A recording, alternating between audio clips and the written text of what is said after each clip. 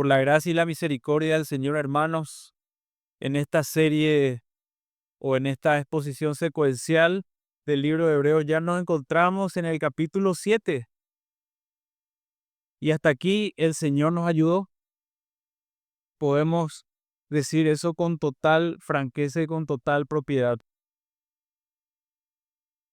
Y hoy el segmento, la palabra del Señor y la unidad de pensamiento que se va a estar trabajando es en el capítulo 7 de los versículos 11 al 19.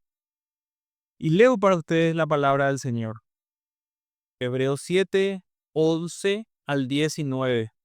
Dice así: Ahora bien, si la perfección era por medio del sacerdocio levítico, pues sobre esa base recibió el pueblo la ley, ¿qué necesidad había de que se levantara otro sacerdote según el orden de Melquisedec y no designado según el orden de Aarón? Porque cuando se cambia el sacerdocio, necesariamente ocurre también un cambio de ley. Pues aquel de quien se dicen estas cosas pertenece a otra tribu de la cual nadie ha servido en el altar. Porque es evidente que nuestro Señor descendió de Judá, una tribu de la cual Moisés no dijo nada tocante a sacerdotes. Y esto es aún más evidente si a semejanza de Melquisedec se levanta otro sacerdote que ha llegado a hacerlo no sobre la base de una ley de requisitos físicos, sino según, y atienda esto, el poder de una vida indestructible. Pues de él se da testimonio. Tú eres sacerdote para siempre según el orden de Melquisedec. Dice el versículo 18. Porque ciertamente queda anulado el mandamiento anterior por ser débil e inútil, pues la ley nada hizo perfecto. Y se introduce una mejor esperanza mediante la cual nos acercamos a Dios. Hasta aquí, hermanos, la palabra del Señor. Y el título del sermón, o la condensación de la idea que nos presenta el autor a los hebreos en este pasaje es: la perfección esperanzadora del eterno sacerdote. La perfección esperanzadora del eterno sacerdote. Ahora yo les pido que cooperen conmigo prestando su imaginación.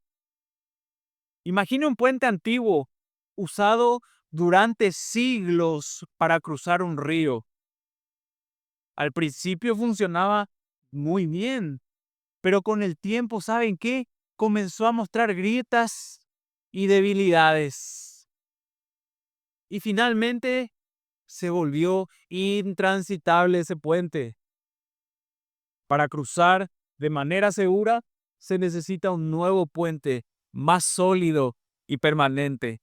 Así, hermanos, es el contraste entre el sacerdocio levítico y el sacerdocio eterno de Cristo.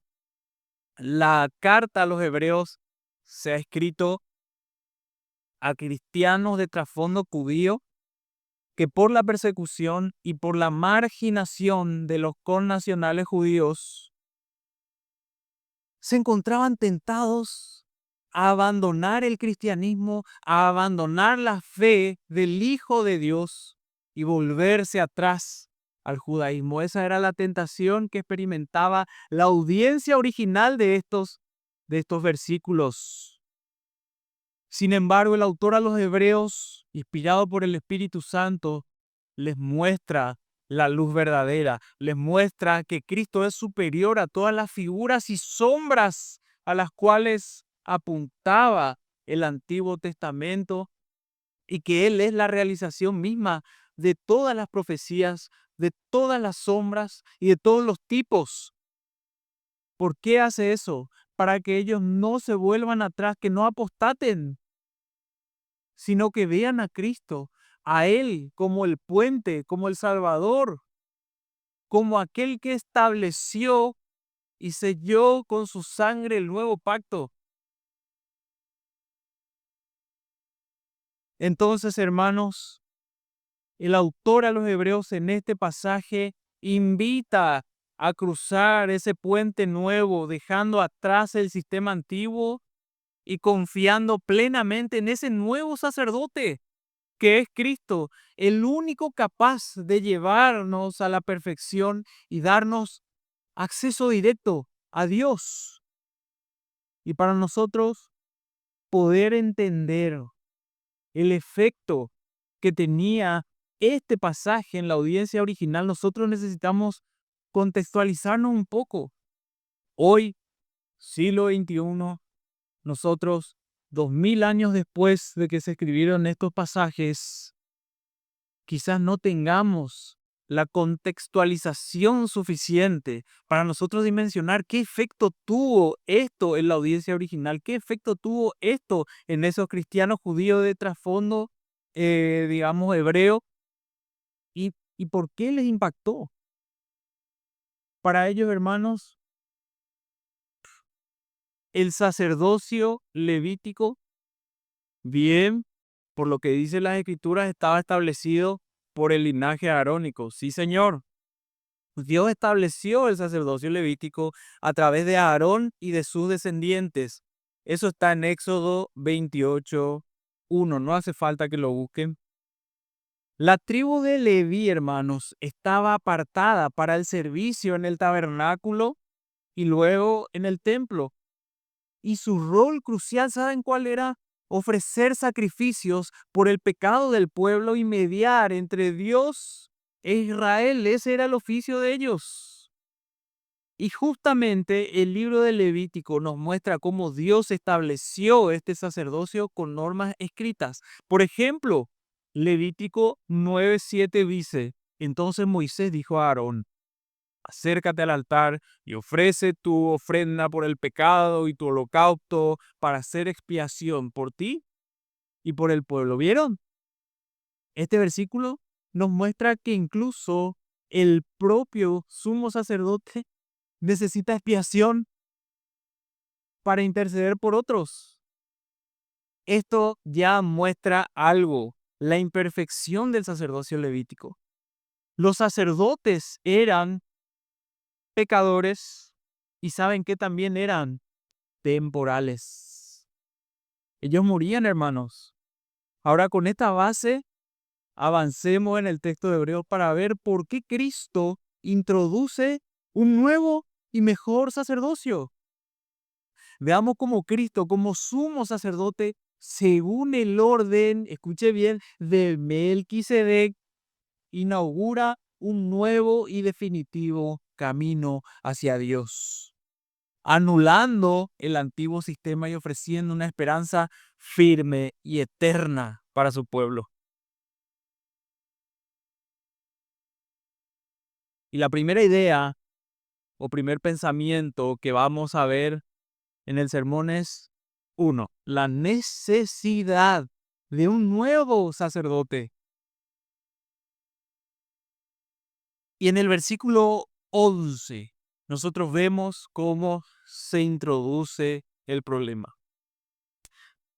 Dice Hebreos 7:11.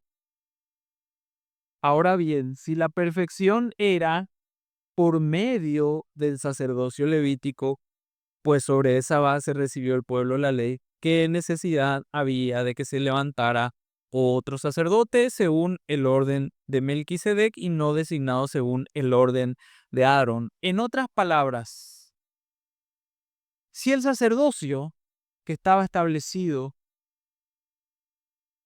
por los levitas, para que lo ejerzan los levitas, para que lo ejerzan aquellos que venían de la genealogía de Aarón, si ya estaba todo ok, todo perfecto, entonces, ¿para qué levantar un nuevo sacerdote?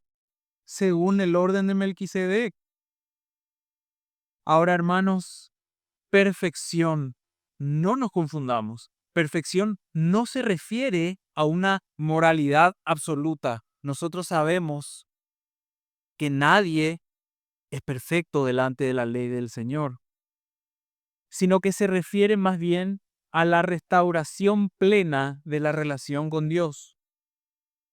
El sistema levítico era provisorio y preparatorio. No vino para quedarse. El sacerdocio levítico era un conjunto de tipos que prefiguraban a quién, al verdadero sacerdote. A eso apuntaba. Y si es que eso estaba, si eso llegaba o conquistaba la perfección para el pueblo de Dios, ¿para qué levantar otro? Ahora, claramente el texto nos está indicando que había algo en ese sacerdocio de lo cual no era suficiente. ¿Y por qué no era suficiente? El sacerdocio levítico, aunque ordenado por Dios, no podía, ¿saben qué? No podía purificar completamente la conciencia del pueblo. Dice Hebreos 10, 1 al 4. Hebreos 10, 1 al 4.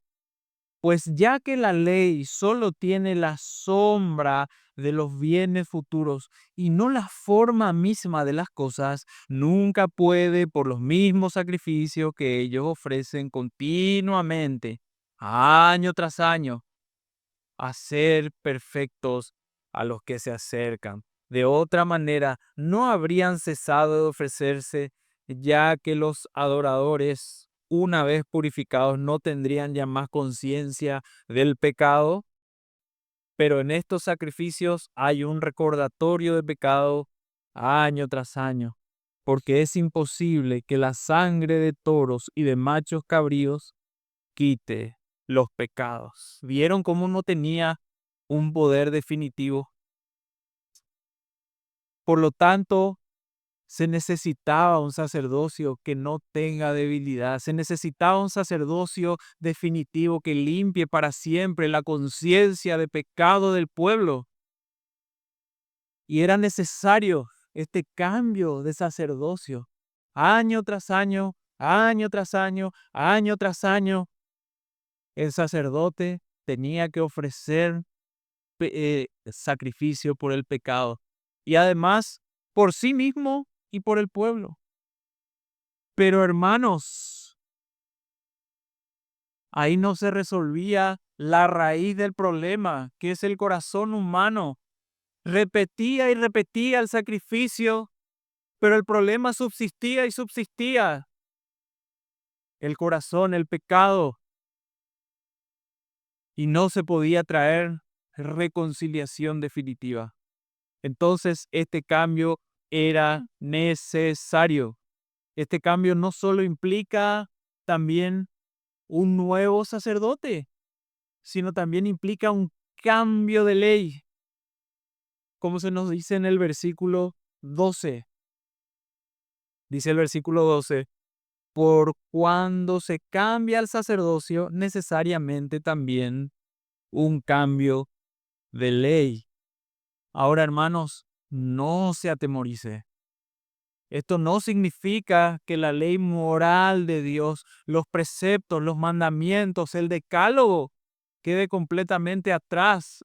No matarás, no cometerás adulterio, no dirás falso testimonio contra tu prójimo. No, sino que el sistema ceremonial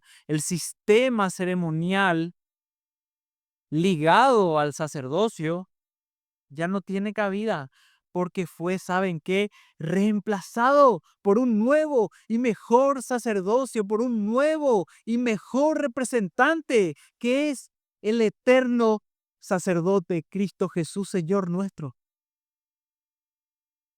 Y ese es un sacerdocio de un nuevo orden. Ese es el segundo punto de nuestro pasaje y que va desde los versículos 13 al 15. Y ahí le presento un problema.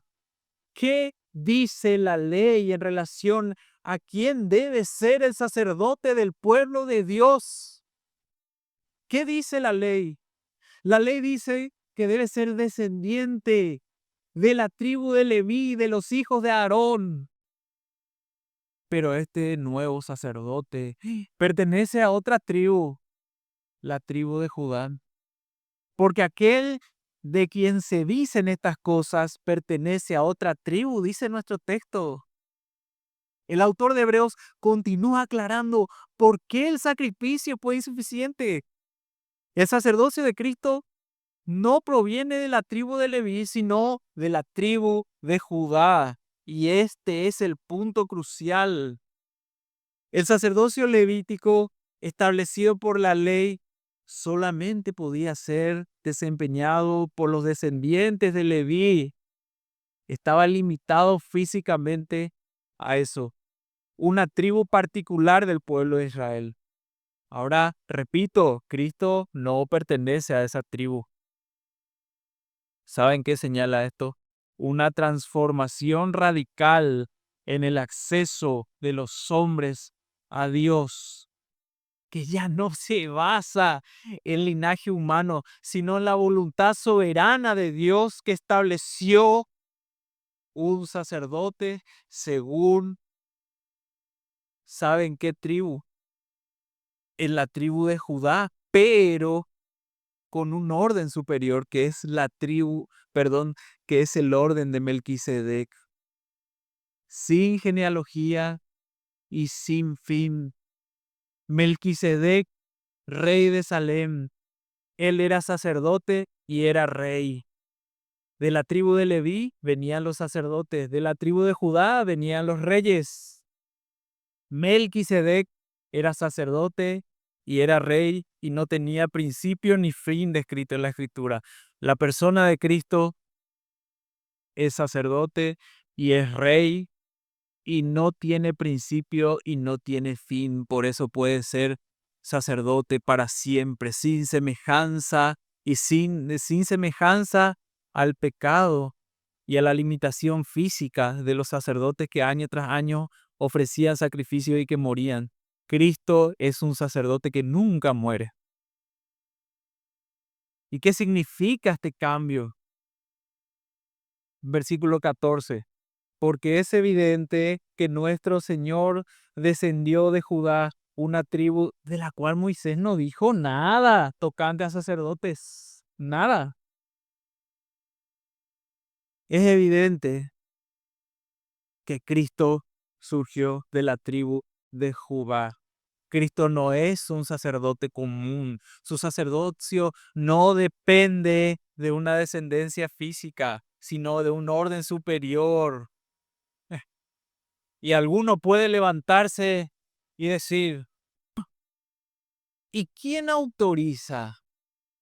¿Quién autoriza que sea levantado un sacerdote según un orden distinto al orden de Leví? Eso está, mis hermanos, en el Salmo 110:4. Salmo 110:4. El Señor ha jurado y no se retractará. Tú eres sacerdote para siempre, según el orden de Melquisedec. El propio Dios soberanamente ha jurado que se levantaría un sacerdote para siempre según el orden de Melquisedec. Este orden es superior porque está fundamentado en el juramento y la voluntad soberana de Dios. Y este sacerdote Melquisedec es una figura misteriosa que no se olvide, representa un sacerdocio eterno sin principio ni fin. Y Cristo lo adopta como modelo para su propio sacerdocio. Esto hace que el sacerdocio de Cristo sea más perfecto y eterno que el sacerdocio levítico. Él, como sacerdote, media eternamente a la diestra del Padre. poderosamente e indestructiblemente. Y hasta aquí, hermanos, nosotros hemos dado una explicación de, de esta agitación tan fuerte que pudo haber tenido y que efectivamente la tuvo en la audiencia original. Pero ¿por qué es importante para nosotros? ¿Qué implicaciones tiene eso para mí? ¿Qué implicaciones tiene eso para mi familia? ¿Qué implicaciones tiene eso para el pueblo de Dios hoy? Este cambio, hermanos, tiene profundas implicaciones para la salvación y para la vida cristiana. Cristo no es un sacerdote más no más que intercede por nosotros. Él es el único sacerdote que puede ofrecer, ¿saben qué? Reconciliación definitiva con Dios, ya que su sacerdocio es eterno, pero también es perfecto y también es inquebrantable. Él no puede pecar, él no puede morir. Los sacerdotes levíticos ofrecían sacrificios de animales que solo cubrían temporalmente el pecado, año tras año, año tras año, año tras año. Pero Cristo, con su sacrificio único y eterno, eliminó la necesidad de cualquier otro sacrificio, hermanos. ¿Saben qué? Eso es una realidad gloriosa para aquellos que abrazaron la fe, porque saben que en Él tienen un puente definitivo, un acceso eterno, permanente, 24/7 a la presencia de Dios. Imagínense qué gloria, qué gloria. Tenga en cuenta esto. Si alguno ha tenido la dicha de viajar, hay algo o hay un documento que se llama pasaporte. ¿Saben que el pasaporte vence con el tiempo? Para que usted pueda subir al avión y llegar a destino. Pero el pasaporte de Cristo al cielo y el pasaporte de Cristo a la presencia de Dios mismo, ¿saben qué? Es eterno y es válido para siempre. Ese documento no vence. Las actas que nos eran contrarias han sido anulados por su sacrificio. Los sacrificios levíticos servían temporalmente para acercar al pueblo a Dios, pero el sacrificio de Cristo nos da acceso directo, y escuche bien, acceso directo a la presencia de Dios, que es lo que se conoce como el sumum bonum. No tenga miedo del término, supremo bien. El supremo bien es Dios. Y es con carácter definitivo. Nada ni nadie nos podrá separar del amor de Dios que es en Cristo Jesús. Mediten eso, hermano. Y es definitivo, eso nadie se lo va a quitar ni en 1000 eternidades. Ni aunque hoy nuevamente se reabra el circo romano y todos nosotros vayamos allá a ser muertos por las bestias. Nadie en este mundo le va a sacar el acceso a Dios por el eterno sacerdocio de Cristo, por su sacrificio perfecto. ¿Y saben qué, mis hermanos? Ese es el tercer punto o el tercer apartado de nuestro mensaje de hoy, que va desde los versículos 16 al 19. Y el versículo 16 dice: que ha llegado a serlo, sacerdote, ¿verdad? Que ha llegado a serlo no sobre la base de una ley de requisitos físicos, es decir, no sobre la base de haber nacido del hijo de ser hijo de fulano y fulano y fulano y fulano y fulano hasta llegar a Aarón y Leví, sino, y sabe que le confieso honestamente, cuando estaba preparando el sermón, estas dos palabras, si mi corazón era una cajita de fósforos, estas dos palabras eran la chispa, sino según el poder de una vida indestructible. Qué diferencia radical, hermano. En el sistema ceremonial antiguo, ahí había un representante que moría. y que podía pecar y tenía que ofrecer sacrificio para sí y por el pueblo. Pero la persona de Cristo, su sacerdocio tiene un fundamento mucho más poderoso y eterno, una vida indestructible. ¿Quién puede destruir la vida de Cristo? ¿Quién puede hacerle pecar al Hijo, al Santo de Israel? ¿Quién puede matarlo? Él dio su vida así, dio su vida voluntariamente y resucitó de los muertos. Y Él es el dador de vida. ¿Qué fundamento más poderoso para cimentar la confianza plena de su pueblo? A mí me toca el corazón. Estos sacerdotes morían y podían ser reemplazados. Pero Cristo, ¿quién a Él lo reemplazará?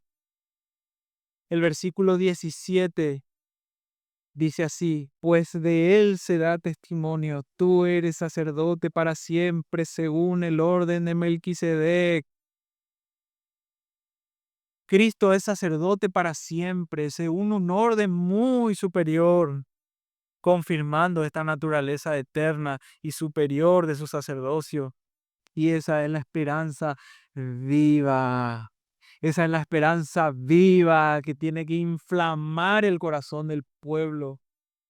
Esa es la confianza plena que nos tiene que mover para ir con nuestro cristianismo hasta las últimas consecuencias. Esa es la realidad que a estos cristianos de trasfondo hebreo les tuvo que haber movido a no bajar por la escalera de la muerte y la apostasía y volverse atrás, a continuar el camino y seguir adelante hasta el final. Y esta es la esperanza que nosotros tenemos que tener también. Nosotros tenemos que vivir iluminados por esta esperanza tan bonita, tan hermosa. Y esto está confirmado por el testimonio de las Sagradas Escrituras. Y los versículos 19, 18 y 19 nos recuerdan que la ley anterior quedaba abrogada por su debilidad e inutilidad. Y no se asuste que vamos a explicar, porque ciertamente queda anulado el mandamiento anterior por ser débil e inútil, pues la ley nada hizo perfecto. ¿Qué significa esto? Que por cierto, Dios no se equivoca. La ley de Jehová es perfecta que convierte el alma, el testimonio de Jehová es fiel que hace sabio al sencillo, los mandamientos de Jehová son luz. Dice el Salmo 19, lo que Dios dicta y lo que Dios establece es perfecto. Siempre, sin embargo, lo que dice es que esa ley no tenía un carácter definitivo, sino que lo que hacía era prefigurar o preparar el camino a aquel que vendría a ser el sacerdocio definitivo. Vean, y se introduce, ¿qué cosa? Una mejor esperanza. Ya esa esperanza no está supeditada a un sistema ceremonial y por cierto nunca lo estuvo, sino que siempre estuvo fundamentada en aquel Mesías que iba a venir y limpiar definitivamente los pecados del pueblo. Sin embargo, el pueblo cómo se relacionaba y tenía comunión con Dios por el sistema ceremonial antiguo. Pero venido Cristo introduce ya una mejor esperanza, mediante la cual nos acercamos a Dios. Él es el puente, Él es la puerta, Él es la esperanza. Él es el definitivo sacerdote por el cual ya nos relacionamos con Dios. ¿Para qué abrir la garganta de un animal y derramar su sangre si Cristo, el sacrificio definitivo, derramó su sangre por los suyos, los escogidos en la eternidad? Y quiero alumbrarle, hermano, con esta ilustración para que usted entienda lo hermoso que es el sacrificio de Cristo y lo que Él compró para los suyos, ese acceso a Dios. Imagine un gran palacio, majestuoso y resplandeciente, donde el Rey de Reyes habita. Durante siglos, el camino hacia ese palacio estuvo bloqueado por puertas de hierro. Una legión de guardianes vigilaba y nadie podía pasar. Los que intentaban acercarse solamente encontraban barreras, muros y advertencias. No se permite el acceso a los mortales. La gente miraba desde lejos con el anhelo de entrar, pero las puertas permanecían cerradas. El pueblo vivía en sombras, soñando con lo que había detrás, pero siempre fuera de su alcance. Entonces un día glorioso apareció un hombre distinto a todos. Él era a la vez rey y sacerdote con una llave en la mano. Se acercó a las puertas de hierro y con una voz llena de autoridad y amor dijo: yo soy la puerta, el que entra por mí será salvo. Las puertas se dieron ante él y el camino fue abierto de par en par. Ya no había guardianes que detuvieran el paso. El pueblo, asombrado, lo vio entrar primero y luego invitarlos a seguirle. Venid, seguidme, aquí encontraréis vida, paz y comunión eterna con el Rey. Ahora el camino está abierto, no hay más muros, no hay más sombras, solo luz. Todo el que confía en Cristo puede entrar al palacio del Rey, no como un extranjero, sino como un hijo amado. Esa es nuestra esperanza mejor, una esperanza viva y eterna. No necesitamos otro sacrificio, no necesitamos otro sacerdote. Cristo nos ha abierto el camino para siempre. Hay un solo mediador entre Dios y los hombres, Jesucristo, hombre, el cual se dio a sí mismo en rescate de muchos. Él es nuestra esperanza mejor. Él es nuestra esperanza viva y eterna, hermanos. Cristo abrió ese camino para siempre. Y hermanos, ¿qué aplicaciones se recogen de este pasaje? Hay una aplicación, hermanos, en relación a Jesús, que es nuestro sumo sacerdote. Jesús no es solo nuestro Salvador, sino también nuestro intercesor perpetuo. Hoy mismo, acá, mientras que estás escuchando la palabra, Él está a la diestra del Padre intercediendo por vos. Esto significa que tus fallas y tus pecados no son el fin de tu historia. Cuando caes, no tenés que huir de Dios porque Cristo abrió el camino para que vuelvas siempre a Él con confianza y con arrepentimiento sincero.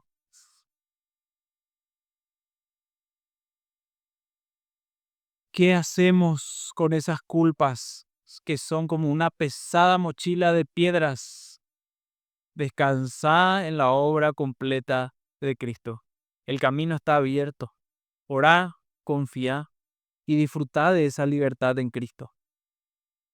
Sin embargo, hermanos, esa esperanza no nos debe a nosotros llevar a vivir una vida simplemente quieta, sin buscar la perfección, sin buscar agradar al Dios que nos rescató. Nosotros, hermanos, tenemos que buscar con la ayuda y dependencia del Espíritu Santo a hacer todo, a cumplir toda responsabilidad en nuestra santificación. Esa esperanza mejor nos tiene que ayudar, nos tiene que empujar, nos tiene que obligar a buscar agradarle a Él, buscar dejar atrás todo aquello que a Dios no le agrade. Toda inmundicia debe ser dejada atrás y luchar con la ayuda del Señor. ¿Para qué? Para ser cada vez más semejantes a ese mediador perfecto. Si hay algo, una cosa, dice Juan Carlos Rair, que se tiene que decir en relación a la justificación, a la salvación, es: cree solo cree. Pero si hay algo que se tiene que decir en relación a la santificación es mantente en guardia, ora y lucha. Así también, esta santificación que buscamos tiene que producir una adoración con motivaciones purificadas. Nuestra adoración tiene que ser vibrante, tiene que ser sincera y centrada en la persona de Cristo. Nuestras vidas tienen que reflejar esa libertad gozosa, obediente y el gozo de pertenecer a un reino inquebrantable. No te conformes con golosinas, no te conformes con una vida a medias, sino busca que todo tu ser adore a Dios en santidad. Busca comunión real con Dios y su pueblo. Y hermanos, esto nos tiene que llevar a una aplicación que mira hacia adelante, que mira hacia el futuro. Esto se llama aplicación escatológica. Esta esperanza mejor nos ancla en medio de la tormenta y nos proyecta hacia la eternidad. No vivimos para este mundo, vivimos con la mirada puesta en el regreso del Rey de Reyes y Señor de Señores, el sumo sacerdote según el orden de Melquisedec, eterno, suficiente y con una vida indestructible. En Cristo nuestro destino no es incierto. Tenemos una herencia eterna reservada en los cielos, como dice Primera de Pedro 1:4. Vive con los ojos puestos en la eternidad. No pongas esperanza en los chicles, caramelos y chupetines de este mundo, sino en el alimento del cual es eterno, el alimento que sale de la boca de Dios. Ahí tiene que estar tu mirada. Tu mirada tiene que estar puesta en la eternidad. Y en esas luchas diarias, ¿sabes qué? Tenés que recordar que Cristo ya aseguró tu futuro glorioso. Eso ya está. ¿Saben qué? ¿Cómo se puede resumir? ¿Cómo se puede resumir este mensaje? En el Evangelio. ¿Qué es el Evangelio? Jesús y su obra. Ese es el Evangelio, así de sencillo. Pero tan sencillo que los grandes intelectuales y el hombre lo rechaza. Y te quiero decir en esta mañana que sin Cristo no hay puerta de esperanza. Sin Cristo no hay puente, sin Cristo no hay salvación, sin Cristo no hay herencia eterna, sin Cristo no hay absolutamente nada más que una sentencia condenatoria que pesa sobre vos. Sin Cristo solamente la muerte eterna en tus pecados es lo que tenés. Pero en Cristo hay una mejor esperanza que ser muerto en tus pecados. En Cristo hay libertad, hay purificación, hay salvación eterna, hay redención por lo que Él ya hizo. Reconócete pecador, reconoce que has transgredido la ley santa de Dios. Reconoce que no has amado a Dios con todo tu corazón, alma, mente y fuerzas. Reconoce que no has amado a tu prójimo como a ti mismo. Dice la Escritura que aquel que cumple toda la ley pero la infringe en un punto se hace culpable de todo.